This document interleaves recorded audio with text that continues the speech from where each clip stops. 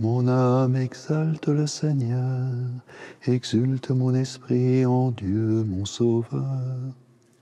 Amen. Je suis prêtre de l'Église catholique et il se trouve que je suis homosensible. Pour moi, c'est peut-être plus difficile de dire homosexuel ou gay ou encore queer ou, comme on dit aujourd'hui, LGBT. Je pense qu'aujourd'hui, les gens ne sont pas prêts, mon autorité non plus ne serait pas prête à entendre tout ce que je vis, tout ce que je suis. Alors que moi, ce serait mon désir de ne pas recourir à de l'anonymat pour simplement dire voilà, il se trouve que je suis homosensible. Être prêtre et être gay. Un tabou dans une église catholique qui interdit toute sexualité aux membres du clergé et stigmatise souvent les homosexuels. Ils sont pourtant bien présents dans l'institution religieuse. Certains, comme Pierre, tentent de concilier leur vocation et leur vie intime. D'autres ne supportent plus cette clandestinité forcée et quittent l'église. Pour la première fois, des prêtres homosexuels ont accepté de raconter leur histoire.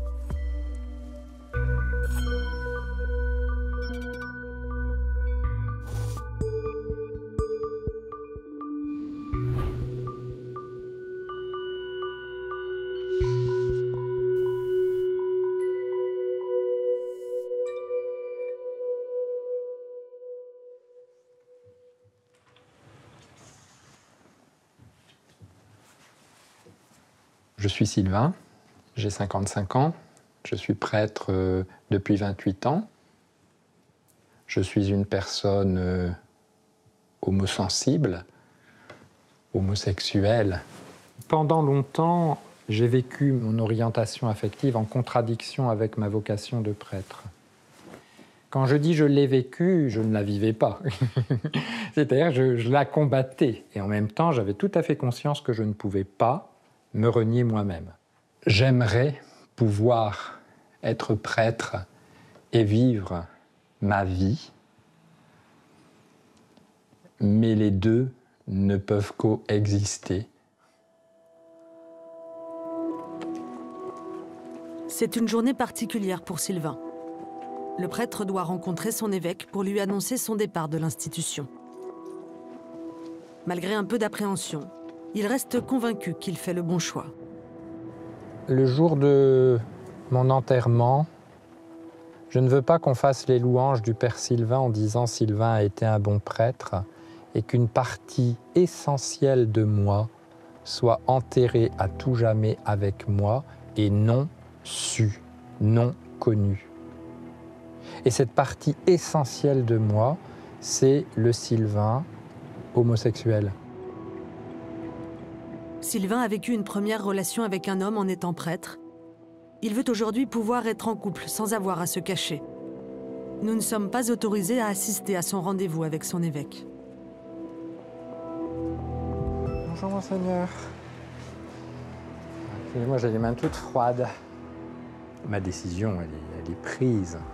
J'entends que pour vous, ça puisse être douloureux et que ça remet en cause, évidemment, un engagement. En même temps, c'est une réalité aussi que je me sens à distance sur certains sujets de l'enseignement officiel de l'Église. Je souhaite être qui je suis et être qui je suis au grand jour, sans avoir à me taire. J'entends de sa part un peu la souffrance d'un père qui est peut-être un peu déçu par un de ses fils. C'est un peu quelque chose de cet ordre-là que je ressens. Mais c'était très respectueux, bienveillant, et je ressors soulagé. Il y a 10 ans, Sylvain a vécu la découverte de son homosexualité dans la culpabilité. Car l'institution catholique exige des prêtres de s'engager à l'abstinence et au célibat, quelle que soit leur sexualité. Après l'annonce de son départ à son évêque, Sylvain a encore la charge de quelques cérémonies. Ce n'est pas sans une certaine nostalgie, je ne sais pas si c'est le bon mot, mais oui, c'est avec un pincement au cœur, bien évidemment, que je vais célébrer cette messe. Quelques jours auparavant, Sylvain a informé le responsable de sa paroisse des raisons de son départ. Son supérieur a mal pris l'annonce de son homosexualité. Sans le savoir, Sylvain va célébrer sa dernière messe. Tout honneur et toute gloire pour les siècles des siècles.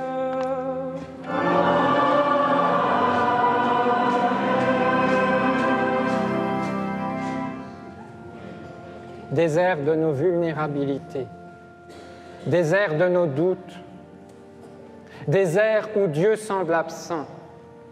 C'est toujours là que le Seigneur s'invite pour toujours recommencer une nouvelle histoire. Une homélie toute personnelle. Mais alors que nous filmons la sortie de la messe, le curé principal de la paroisse nous interpelle en colère. Vous ne pouvez pas prendre de photos sur le tas. Ah, je suis désolé, mais là, vous n'avez pas été. Il met fin à notre tournage. Vous ne pouvez pas faire ça comme ça. Sylvain ne sera plus autorisé à officier dans cette paroisse avant son départ officiel. Au sein de l'Église catholique, l'homosexualité dérange. En 2013, au début de son pontificat, le pape François offrait pourtant un signe d'ouverture aux prêtres homosexuels, déclarant « Qui suis-je pour juger ?» Mais en 2024, il fait marche arrière. Le pape François encourage les évêques à ne pas accepter les prêtres ouvertement homosexuels dans les séminaires. Il dénonce l'existence d'un lobby gay au sein du Saint-Siège et une ambiance de frocciagine, de tarlouse au Vatican.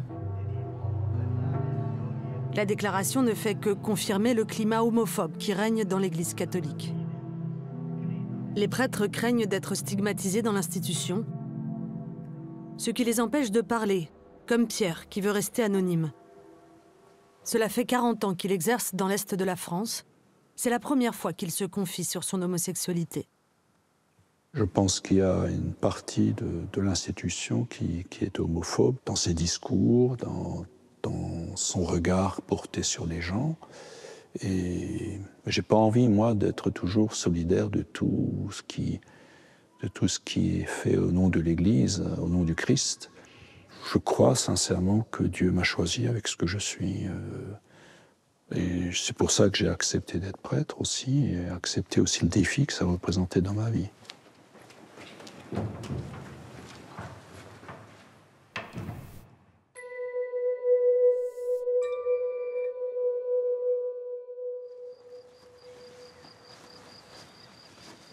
Ce n'est plus en fleurs.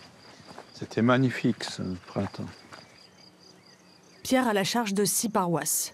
Il vit une relation chaste avec un homme, car il ne veut pas renoncer à sa prêtrise en raison de son homosexualité.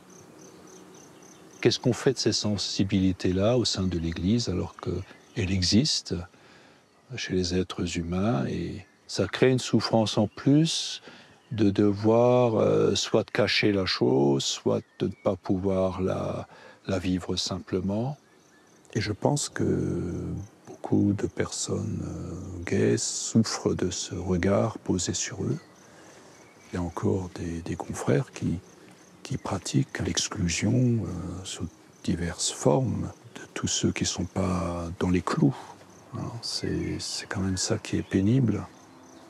On a encore du chemin à faire pour créer un climat favorable.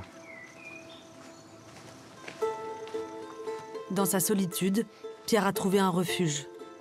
Depuis quelques années, il coordonne un groupe confidentiel. Pêcheurs d'hommes rassemble des prêtres catholiques homosexuels, tiraillés entre leur engagement et leur identité. Ce collectif existe depuis 40 ans dans la plus grande discrétion. Bonsoir tout le monde, ça va? Vous êtes en forme, vous m'entendez? Ce soir-là, ils sont une dizaine à se réunir en visioconférence. Ils viennent de toute la France. Sylvain, le prêtre démissionnaire du Nord, est présent. À l'ordre du jour, l'accueil d'un nouveau membre. Je suis très heureux d'accueillir avec vous ce soir. Bonsoir. Bonsoir, bienvenue. Vous ne me voyez voyez pas, n'est-ce pas? Non, on ne te voit pas encore. On te verra peut-être un jour. On t'imagine, ça doit être formidable, en réel. Donc moi, je suis donc, ordonné il y a un petit peu plus de 20 ans. Moi, je porte cette question de l'homosexualité depuis quelques années, peut-être une dizaine d'années. Les supérieurs ne le savent pas. Je ne peux pas en parler dans mon cercle familial. Et je suis content d'en parler à un groupe de prêtres qui ont vécu quelque chose de ressemblant. C'est la première fois que je le dis à un groupe que je ne connais pas. Et voilà où j'en suis. En tout cas, bravo d'avoir eu le courage de nous rejoindre ce soir. Et je trouve que c'est ça qui est merveilleux avec Pêcheurs d'Hommes, c'est qu'on peut s'accueillir mutuellement. Moi, je lui ai envoyé les réponses. Je crois que la société a beaucoup évolué en acceptant le mariage pour tous. Mais dans l'Église, ça reste quand même essentiellement un problème, un péché. Par contre, je crois aussi que, comme croyant, le fait d'être ce que je suis, comme d'autres, eh bien, ça m'interpelle toujours par rapport à l'Évangile. L'Évangile nous invite à aimer, à nous aimer les uns les autres, à aimer comme le Christ a aimé. Et ça, c'est toujours une exigence. C'est pour porter ce message que Pierre reste dans les ordres. Il espère aussi que l'Église lèvera un jour l'interdiction des relations intimes aux prêtres. 3 mois après le départ de Sylvain de l'Église, le groupe Pêcheurs d'Hommes s'est donné rendez-vous à Paris. C'est la première fois que les prêtres acceptent la présence d'une caméra parmi eux. Sylvain, Bonjour. tu vas bien, Ça pardon. va et toi? Ouais, ça va. Et toi? Ils ne sont que 6 aujourd'hui des 30 membres actifs. La plupart des prêtres ont requis l'anonymat, même s'ils ne risquent pas d'exclusion. Notre Père, Qui es aux cieux, que ton nom soit sanctifié, que ton règne Seuls les anciens prêtres comme Sylvain ou Gérard ont voulu montrer leur visage. et ne nous laisse pas. Le renoncement récent du Lillois est au centre des discussions. Amen. Bon, comme vous l'avez su, le 2 janvier, j'ai donc rendu publique ma décision de quitter le ministère. Vous avez reçu ma lettre. Et tu avais reçu beaucoup de messages en retour de... Ah ben, j'ai eu 50% de réponses. Voilà. Pour la plupart bienveillantes, au moins respectueuses, quelques-unes cinglantes et plus que trébuchantes, mais clash, voilà. Bon, mais ça c'est normal. Il n'y a pas que l'institution qui ne supporte pas. Il faut voir aussi les paroissiens qu'on a. Ah, mais oui, genre... Les laïcs, il y en a beaucoup qui ne supportent pas plus, peut-être moins encore que l'institution. Beaucoup de gens m'ont dit, vous avez dû beaucoup souffrir pour oser prendre une telle décision aujourd'hui. Moi, je trouve ça exemplaire et merveilleux d'avoir osé faire ce pas et puis d'avoir la force d'aller jusqu'au bout. Alors, tant mieux pour Sylvain. Moi, ça me... Tu vois, ça... Et moi, j'ai fait pareil. À un moment donné, j'ai dit, je fous le camp ou je crève. Gérard est parti de l'Église il y a 30 ans. Brisé par l'institution, il rêve d'un grand cri des prêtres homosexuels pour se faire accepter. Il faut quand même le dire clairement. L'institution nous empêche de vivre. Moi ça me révolte de voir des prêtres se suicider ou vivre malheureux comme la pierre, comme on en connaît quelques-uns autour de nous. Pourquoi les prêtres ne se révoltent pas? Qu'on dise collectivement, non, ça suffit, c'est pas possible. Le lendemain, le groupe doit recevoir une visite exceptionnelle. L'archevêque de Sens-Auxerre a accepté leur invitation. Pascal Winzer est considéré comme un progressiste au sein de l'Église. L'espoir peut-être, pour les Pêcheurs d'Hommes, d'un soutien au plus haut niveau.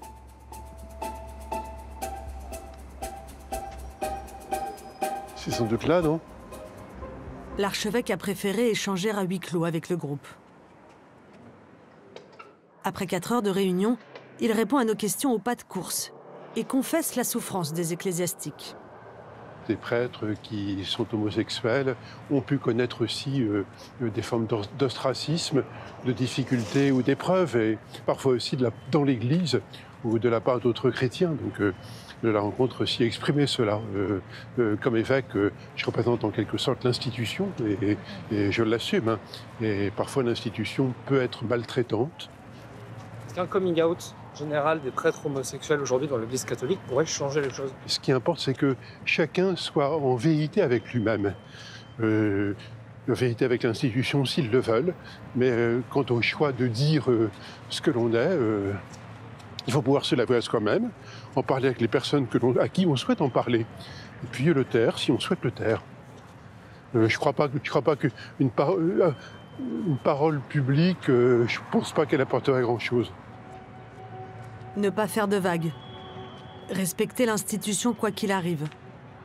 L'Église catholique préfère cacher la sexualité de ses prêtres. Certains, rongés par la souffrance et la culpabilité, ont d'abord quitté l'Église en silence. Bonjour mon gros. Voilà, comment ça va mon grand? Bon, bah vous avez l'air en forme, ça va. C'est le choix qu'a fait Gérard en 1997.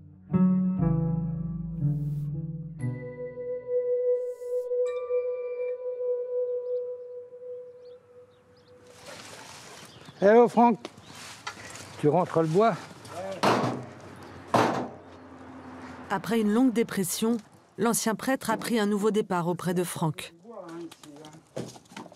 Les deux hommes partagent leur vie dans la campagne vosgienne. Ils s'y sont même mariés il y a 8 ans.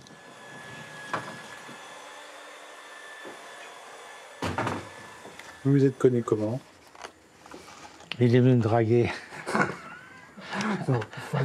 Il est venu me draguer à Emmaüs un dimanche que j'étais en train de travailler. Et puis comme ça, de fil en aiguille, je suis arrivé ici, quoi. Voilà. Au départ, je ne devais pas rester, puis finalement, je ne suis pas reparti. Voilà. On est connus pour être un couple homosexuel sur le village, ça ne pose pas de problème. Mais nous, on est bien connus parce qu'on est là depuis longtemps. Franck vit ici depuis 20 ans. Donc voilà, mais ça se passe bien. Après, c'est aussi à nous d'aller vers les gens. Après son départ de l'église, Gérard a travaillé 20 ans chez les Compagnons d'Emmaüs. Aujourd'hui, il est bénévole dans un restaurant associatif à quelques kilomètres de son village. Messieurs, dames, bonjour. À 70 ans, le jeune retraité a trouvé une façon de prolonger son engagement auprès des autres. Attention, attention. Qui est-ce qui était le premier assis? C'est toi, hein? Voilà. Merci. Madame. Son passé de prêtre démissionnaire a été bien accueilli par les habitants. C'est bien ce que tu as fait. Curé homo. Tu as eu l'honnêteté de quitter tout ça. Moi, je pense depuis le temps qu'on voudrait que le prêtre quitte son célibat, qu'ils arrivent à se marier. Oui. Ce serait la meilleure chose parce bien sûr. Que ce sont des hommes. Moi, je ne comprends pas pourquoi on ne leur autorise pas. Bien sûr, bien sûr. Vous êtes gentil, merci.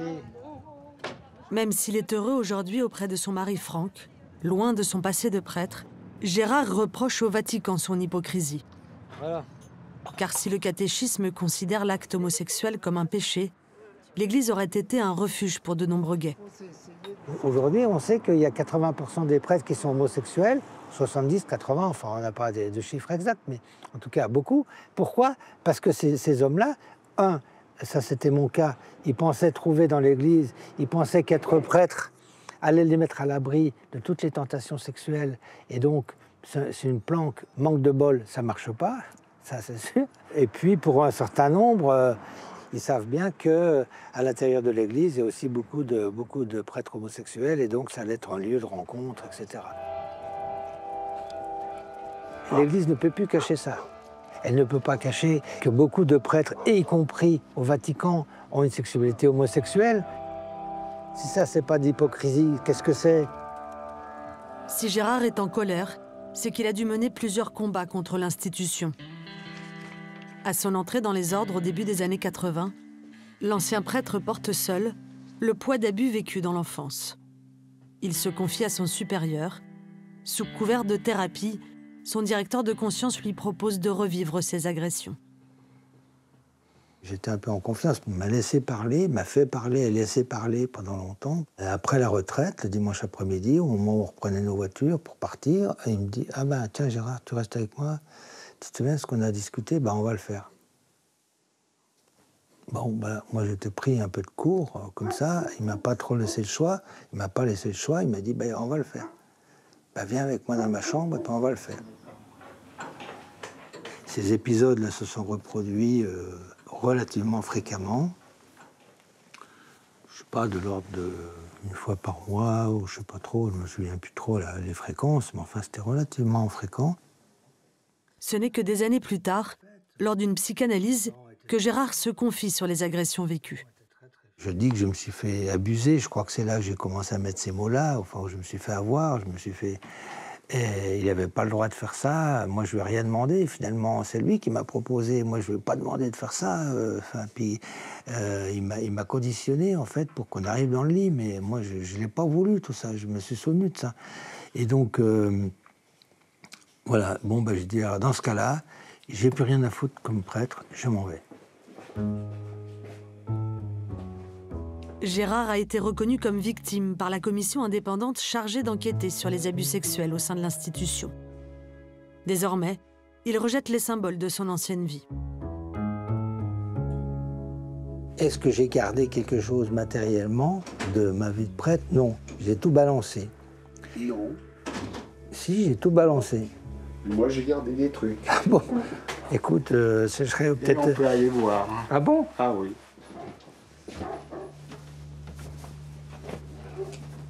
Ah ouais, c'est vrai, je la reconnais. Ouais, ça fait bizarre. Oh, ça fait bizarre de... Ça fait bizarre de... Tout récupérer. De retrouver ça. Je me revois là. Je me rends compte là, à cet instant même précis, l'émotion que ça me fait, c'est que j'y suis quand même attaché. 30 ans après son départ, Gérard n'a pas complètement perdu la foi, même si son passé plane toujours dans le quotidien du couple.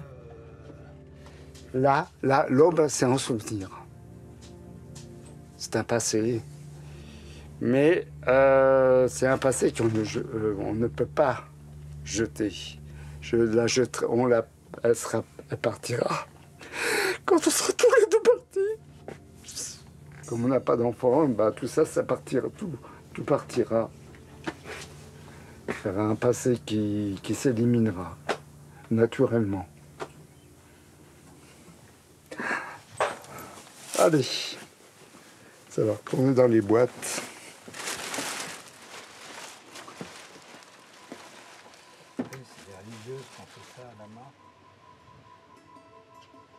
Dans le Pas-de-Calais, la famille de Sylvain vit à quelques kilomètres de son ancien diocèse. Depuis son départ de l'église, il passe beaucoup plus de temps avec ses proches, même si sa décision a d'abord un peu surpris ses parents. Je ne pensais pas qu'il allait quitter le ministère. Maintenant, il n'y est plus, ben, c'est comme ça, c'est comme ça. J'ai même des glaçons arc-en-ciel. Hein. La famille de Sylvain est catholique pratiquante. Elle l'accompagne depuis les premières années de sa prise de conscience. Octobre 2016, j'annonce à papa et maman qui sont venus me rendre visite à Lisieux que je ne vais pas bien, que je me pose des questions profondes et que je vous dis mon orientation affective et que je ne sais pas ce que je vais faire. Oui, quand tu es pour un penchant homosexuel. Et là, bien sûr, vous vous prenez pas une claque dans la figure, mais presque on s'y attend pas. Et vous dites, bah, écoute, si tu es heureux, pourquoi pas? C'est beau. Étonné, je ne l'étais pas trop. On n'en a jamais reparlé. Non. On en parle très rarement. Mais Sylvain, c'était bien. Je serai toujours reconnaissant à ma famille. J'ai beaucoup de chance d'avoir une famille tolérante et bienveillante. Bienveillante, au point de constater avec bonheur la métamorphose de Sylvain. l'ancien prêtre a passé 23 ans de son ministère dans la fraternité Saint-Pidis, une communauté traditionnaliste. Ce que je vais retenir, c'est le changement physique que tu as eu, passer d'une soutane, un habit long, un habit noir, à ce que maintenant tu peux porter de façon colorée, de façon plus osée, qui finalement reflète ce que tu es et en toute liberté en fait, sans crainte et sans être enfermé. Voilà. Tu me préfères maintenant? Bah oui. Bah oui. Bah oui, parce que du coup... Malgré l'enthousiasme de la famille, la mère de Sylvain s'inquiète quand même pour le futur de son fils. Je voudrais qu'il soit vraiment maintenant dans la vie active, vraiment pleinement, quoi. Que tout soit régularisé, que tout soit... Et alors là, ce sera peut-être un peu plus paisible, je dirais, ouais. Hein, c'est vrai. Hein. C'est l'un des défis des prêtres démissionnaires. À 55 ans, Sylvain n'a pas de droit au chômage et doit rapidement trouver un emploi. Moi, je débarque complètement dans le monde du travail. Je n'y connais rien. Normalement, quand on est prêtre pour la vie.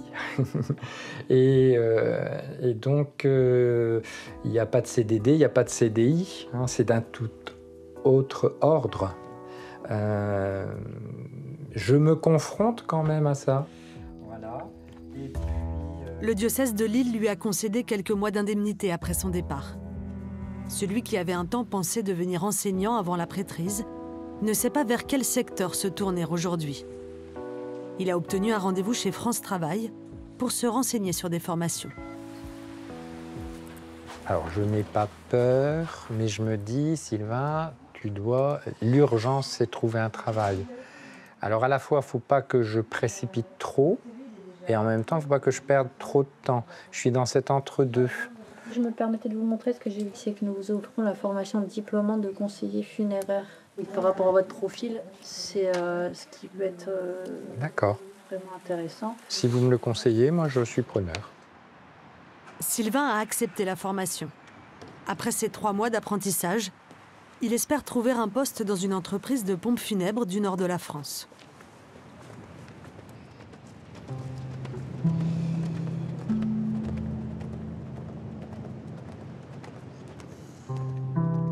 Voilà 6 mois que Sylvain a quitté l'église.